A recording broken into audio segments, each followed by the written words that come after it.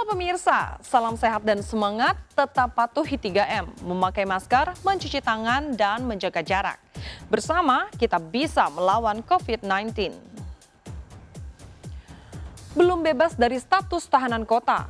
Pada kasus pencemaran nama baik yang dilaporkan Angel Elga, Vicky Prasetyo lagi-lagi bakal dilaporkan mantan istrinya atas dugaan menghadirkan saksi palsu. Demi menjebloskan Vicky ke penjara untuk kedua kalinya, Angel menggandeng pengacara Farhad Abbas yang sudah berpengalaman menghadapi Ramdan Alamsyah, kuasa hukum Vicky. Lalu benarkah pasca dituding menjadi saksi palsu bayaran, mantan sopir Angel hidup tertekan? Jika Vicky divonis bersalah, apakah Kalina Oktarini akan tutup mata pada masa lalu Vicky yang syarat kasus hukum? Seperti apa analisa pakar mikroekspresi terhadap bahasa tubuh Vicky dan Rahman, mantan sopir Angel yang seolah raib pasca memberikan kesaksian? Bersama saya, Tias Lestari, kita akan mengupas babak baru perseteruan Vicky Prasetyo versus Angel Elga yang melibatkan Farhad Abbas. Pemirsa, inilah berita artis ternama Barista.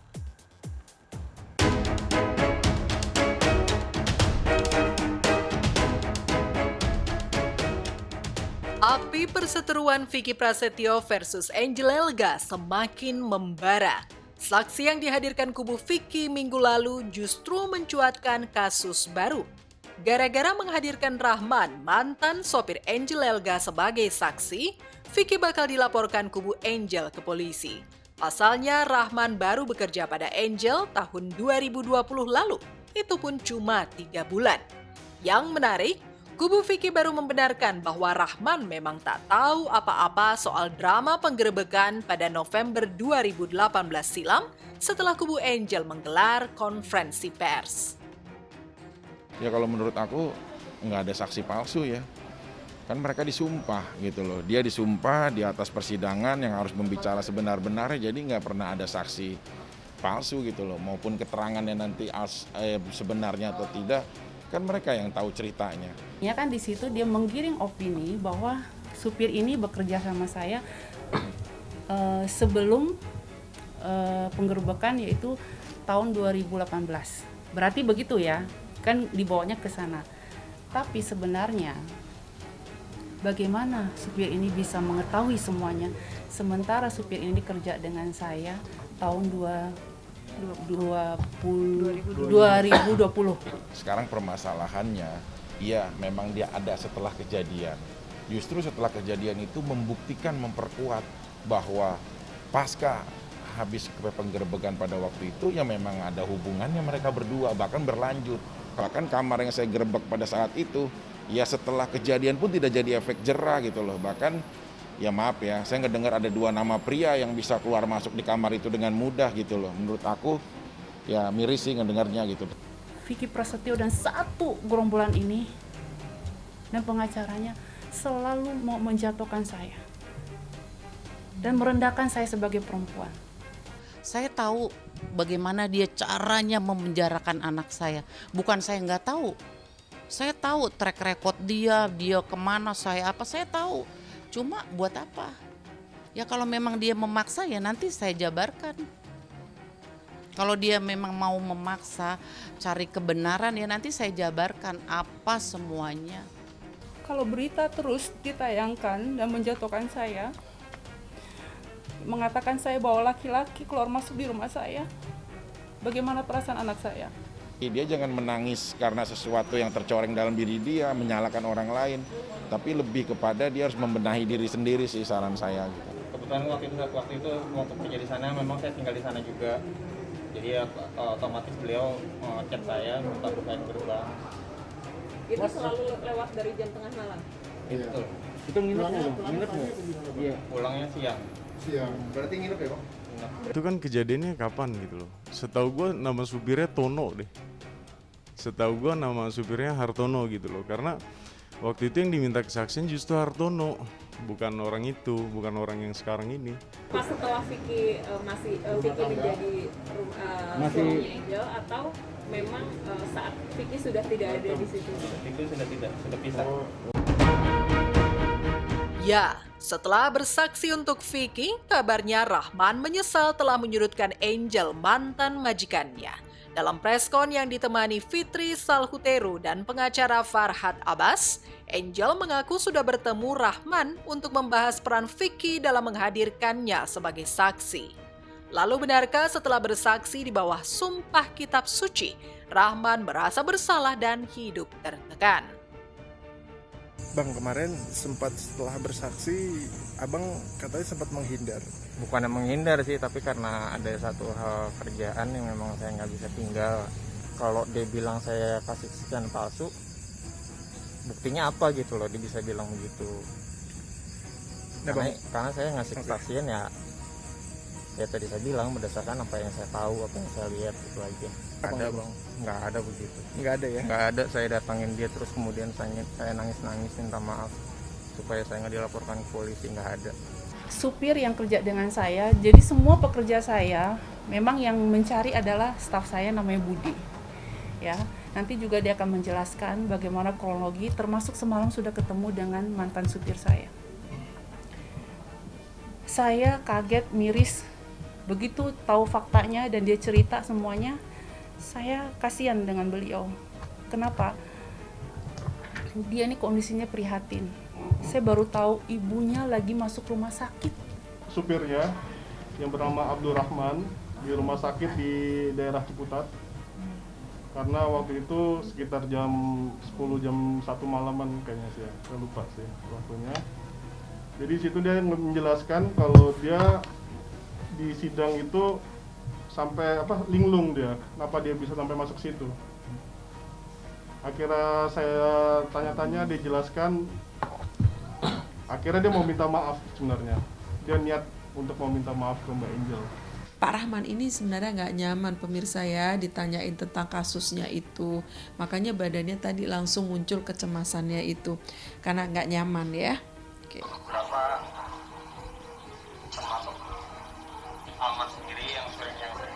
Nah, tapi kalau ditanyain jujur nggak, dia sebenarnya orangnya jujur ya apa adanya gitu loh pemirsa. Ya itu apa, ya udah itu yang diceritain sesuai dengan apa yang diketahuinya. Menurut pakar mikroekspresi, Rahman terlihat lugu dan jujur. Bisa jadi memang kehadiran Rahman di persidangan bukan atas kemauannya sendiri, atau karena ia memang ingin mencemarkan nama baik Angel lantaran merasa gajinya tak dibayar dengan semestinya. Jika Vicky dan kuasa hukumnya mengaku tak pernah bertemu Rahman sebelum sidang, siapa yang mengajak Rahman untuk menguak kedekatan Angel dengan sejumlah laki-laki setelah bercerai dari Vicky? Mungkinkah Baby Lestari, adik Vicky? Semalam sudah didatangin sama staf saya Budi, ditanya kenapa kamu bisa sampai begitu. Ternyata ada iming-iming dari pihak sana akan memberikan pekerjaan kepada dia, menjadikan supir dan dikasih uang 500.000 dan 2 dus donat. Tapi sampai sekarang supir itu tidak dipekerjakan. Nggak dijanjikan sih, memang saya yang menawarkan diri, karena memang ya nggak munafik juga, saya butuh kerjaan gitu loh. Awalnya dia itu DM saya gitu loh, Mas Vicky, saya ini supirnya Mbak Angel, maaf ya Mas, saya nggak dibayar, gini gitu. Awalnya mereka menceritakan, saya kasih uang, cuma sebatas ya udah, anggap aja ini dari saya gaji yang kemarin, ini saya kasih sih nggak besar, cuma 500.000 memang. Dia nggak usah ikut campur masalah gaji tidak digaji. Kalau masalah tidak digaji kan aturannya bagaimana pengangkatannya, bagaimana aturan upah minimumnya di mana, kontraknya di mana. Jadi nggak usah lah karena dia bukan rumah tangga, itu masih sekarang jadi rumah mantan saja gitu. Nggak ada juga saya ngasih donat juga, saya nggak tahu ya, nggak ngerti ya. Mungkin kalau ya Baby ketemu mungkin ya atau siapa, saya nggak tahu ya, mungkin untuk keluarganya atau siapanya. Tapi saya pribadi saya nggak pernah kayak gitu. Itu sebenarnya bukan dibayar, tapi ongkos untuk ganti ongkos operasional saya gitu. Mungkin ya menurut mereka saya dikonsep atau gimana, sama sekali enggak. Maksudnya ya itu berdasarkan apa yang saya tahu aja, penglihatan saya, mata saya sendiri.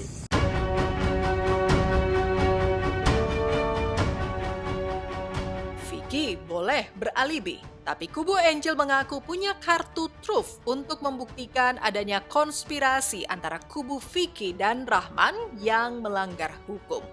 Tidak tanggung-tanggung, demi menjebloskan Vicky ke penjara untuk kedua kalinya, duet pengacara Rudi Kabunang dan Farhad Abbas siap melawan barisan pengacara Vicky yang didukung Ramdan Alamsyah, Nivi Amanda, dan Arif Hidayat. Memang dari pihak Ibu Angel menyatakan itu saksi palsu dan lain sebagainya kan sekarang juga masih diuji Mbak kebenarannya. Supir ini disuruh memberi keterangan palsu dan dia mengaku disuruh. Itu aja simpel kan. Jadi dilema ketika dia berkolaborasi untuk memberi kesaksian meringankan, ketika dia mau kembali ke sini dia bisa dituntut kiri kanan gitu. Maaf ya, bukan saya mendahulukan hukum ya. Saksi itu pasti dilindungi dan nggak bisa juga dilaporkan semena-mena. Kalau ada pihak yang keberatan dengan keterangan Rahman dan lain sebagainya, saya bilang tadi itu kan ada tempatnya tersendiri. Yang pasti kemarin adalah keterangan Rahman di muka persidangan akan menjadi fakta persidangan. Kesaksian palsu ya di pengadilan itu merupakan contempt of court. Jadi klien kami sedang berpikir untuk melakukan laporan polisi sehubungan dengan ucapan kesaksian daripada saksi. Jadi jika dia tidak bisa membuktikan hal tersebut, maka bisa dikategorikan dia memberi keterangan palsu. Misalkan saya dilaporkan nih oleh Angel perihal saksian saya itu yang dibilang saya saksi palsu. Kemudian saya dibawalah istilahnya atas laporan dia. Gimana ya? Kayak tadi saya bilang sedikit pun saya nggak ada rasa takut untuk hal itu. Meski terancam dilaporkan Angel, Vicky tak gentar sedikit pun. Pakar mikroekspresi pun mendeteksi adanya optimisme di raut wajah Vicky yang menandakan sang gladiator cinta tak takut dengan strategi kubu Angel yang ingin membuatnya terkapar di meja hijau. Waktu Mas Vicky bilang untuk membuat titik terang lah, itu ada ekspresi yang menarik di sini. Di sini sempat alisnya naik ya ke atas. Seseorang yang naik alisnya ke atas tuh menunjukkan bahwa I don't care, saya nggak peduli, bukan urusan saya gitu ya. Angel mau gimana tuh bukan urusan saya. Tapi ada yang ekspresi yang menarik pemirsa, bahwa ketika Mas Vicky itu mengatakan biar semua clear lah ya, itu ada suatu sinyal yang menunjukkan ada sesuatu yang Mas Vicky sembunyikan. Itu ada suatu cekukan di sini di dahi yang biasa muncul ketika ada sesuatu yang seseorang ingin tutupi ya. Gitu. Diatur mah dalam situasi apa juga ya nggak ada masalah sih.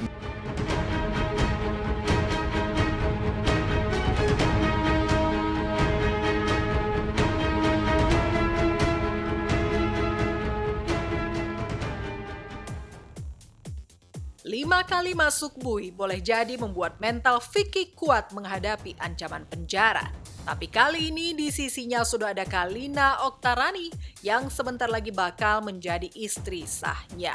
Siapkah Kalina menghadapi kemungkinan terburuk berpisah dengan Vicky?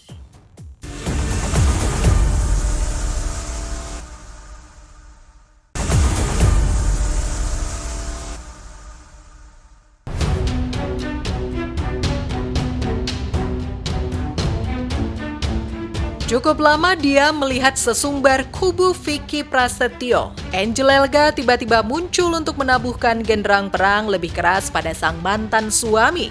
Angel yang pernah membela Vicky dari ancaman Farhad Abbas saat masih berstatus istri sang gladiator cinta, akhirnya merapat pada pengacara kondang itu. Bersama-sama mereka merapatkan barisan untuk mencari celah kelemahan Vicky. Farhad yang pernah menghadapi Ramdan Alamsyah dalam kasus Eyang Subur dan Ahmad Dhani seolah tahu benar cara membungkam duet Vicky Ramdan. Ya tadi kan udah dilihat bahwa merupakan satu persekongkolan jahat yang awalnya ingin menjebak atau mempermalukan Angel, tapi ternyata ketahuan dan tidak terjadi apa-apa, bahkan dia jadi tersangka. Kan begitu, merusak perkarangan orang, menghujat, menghina dan mempermalukan. Jadi kalau kesaksiannya bohong ya berarti siapa yang menyuruh dan yang berbohong itu akan dipenjara. Kenapa kami katakan saksi fakta? Karena pada saat setelah kejadian dia bekerja bersama dengan Angel dan banyak mendengar cerita langsung daripada Angel itu sendiri. Bahkan kami kuasa hukum sudah memegang beberapa bukti juga yang diberikan oleh Abdurrahman selaku saksi fakta yang nanti itu akan kami jadikan bukti pada saat persidangan berikutnya. Nanti akan saya buktikan kalau dia saksi palsu atau bukan. Dalam waktu dekat. Ya kalau persidangan sih aku juga alhamdulillah punya kuasa-kuasa hukum yang cukup militan gitu loh untuk di dalam area persidangan ataupun di dalam sebuah proses permasalahan hukumnya gitu. Berarti Vicky bisa dihukum lebih berat lagi dari ancaman yang sekarang ini? Bisa saja karena dia kan residivis, bisa ditambah 1/3 daripada hukuman itu. Ya. Kalau orang-orang yang mengulangi perbuatan yang berkali-kali. Tapi benarkah perjuangan Angel menghadapi Vicky seolah terganjal oleh Vicky Alman yang terkesan enggan menjadi saksi untuk Angel? Benarkah karir dan pendidikan Vicky terhambat gara-gara mengurusi kasus Angel? Ya semua orang kan tahu, mau yang perempuannya mau yang laki-lakinya ya suka bikin gimmick. Makanya gue bilang kalau gue lebih suka berkarya, gue lebih suka mendapat nilai A+ dari kampus, gue lebih suka menciptakan sesuatu tentang hukum. Lagian juga terlalu membuang waktu lah memikirkan urusan-urusan itu walaupun 1 menit ya.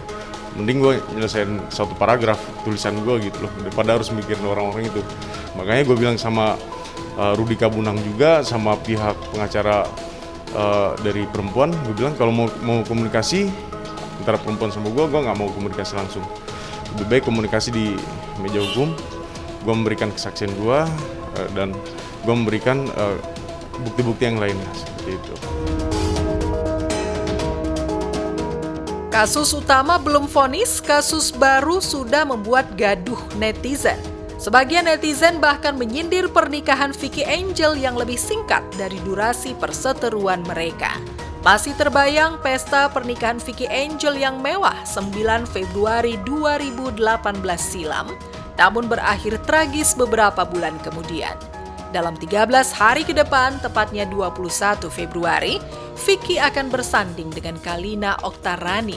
Namun karena sibuk menghadapi kasus hukum dan kejar setoran, Vicky tak bisa menjalani pingitan. Enggak ada pingit. Ya nggak tahu kalau dia ya. Aku sih pasti syuting aja kalau aku. Yang pasti sih aku nggak nyaman sama Kalina sih, kasihan gitu loh. Maksudnya di hari pernikahannya aku masih ngurusin begini. Kemarin sebelumnya waktu aku nikah juga sebelumnya aku tuh nggak ngerti kenapa ya selalu aja ada hal-hal kayak begini gitu. Tapi dia berbesar hati lah untuk bisa menerima situasinya, bisa menerima kondisinya gitu loh. Jadi lebih ke Kalinanya sih karena kan dia perempuan gitu ya. Gitu. Entah kamu kan bagaimana putusannya tidak kenapa benar baik-baik ya gitu-gitu. Gitu sih kalau Kalina mah lebih kepada iniannya gitu. Tapi dia percaya diri kok, maksudnya kayak mudah-mudahan sih kamu dengan kuasa hukum Allah menolong kamu menjadi yang lebih baik gitu aja. Kalina udah masukin surat pengantar nikah. Ini dia lagi di KUA Bintaro buat numpang nikahnya karena kita nikahnya nanti di Kabupaten Bogor.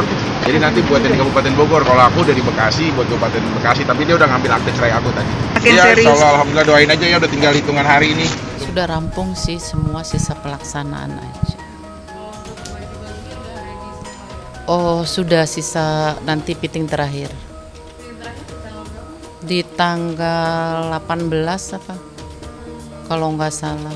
Oh untuk keluarga itu Jumat kita udah berangkat ke sana.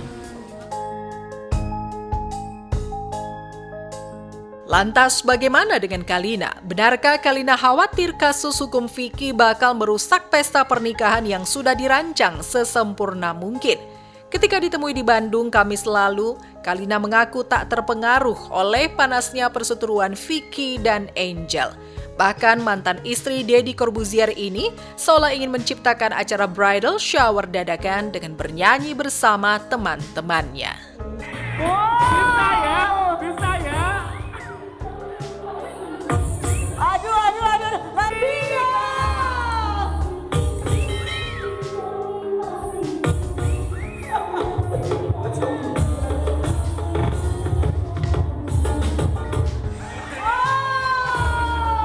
Kalau dibilang kesiapannya sih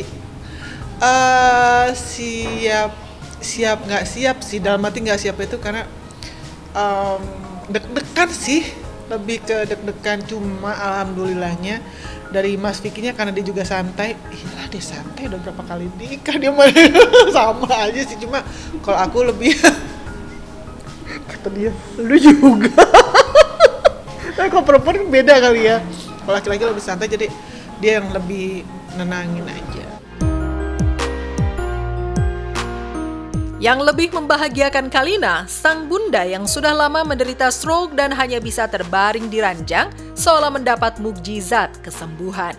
Mama EN, demikian Bunda Kalina biasa disapa, mendadak bisa berdiri untuk membuatkan makanan untuk Vicky, calon menantunya. Nah, kalau mama aku sendiri, karena mamaku dalam keadaan sakit, nggak bisa bangun dari kasurnya, tapi surprisingly, 2-3 hari yang lalu aku sama Mas Vicky datang ke rumah mama. Mama keadaannya udah bisa jalan gitu. Pas kita datang mama lagi berdiri gitu loh, lagi duduk. Terus udah gitu bikinin makanan untuk Mas Vicky gitu, bikin makanan buat Mas Vicky, bener-bener mama yang bikin. Terus aku kan suka banget ketoprak bikinan mama aku kan. Nah, tanpa aku minta mama bikin ketoprak untuk aku, terus bikinin kepala ikan buat Mas Vicky. Jadi bener-bener masak banyak dan dia yang masak sendiri gitu. Aku yang langsung ini yang masak mama gitu. Iya gitu. Jadi ya seneng banget sih, dan mudah-mudahan pas lagi nanti akad dan resepsinya ada. Ya, Kalina berharap ibundanya bisa terus menjaga stamina agar dapat hadir di akad nikahnya dengan Vicky. Lalu benarkah Kalina kesulitan membujuk Aska Corbuzier, anak sematawayangnya, agar bisa hadir di momen spesial dalam hidupnya?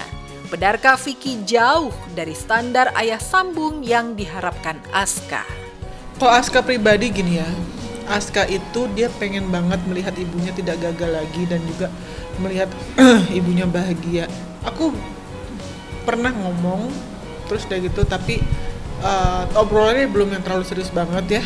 Nanti insya Allah sih dalam beberapa hari ke depan, pastinya sebelum hari H-nya aku mau ngomong lagi sama anak aku. Hadir ya, aku juga berharap banget bahwa anak aku juga ada. Cuma balik lagi seperti tadi, apapun keputusan anak aku hargai.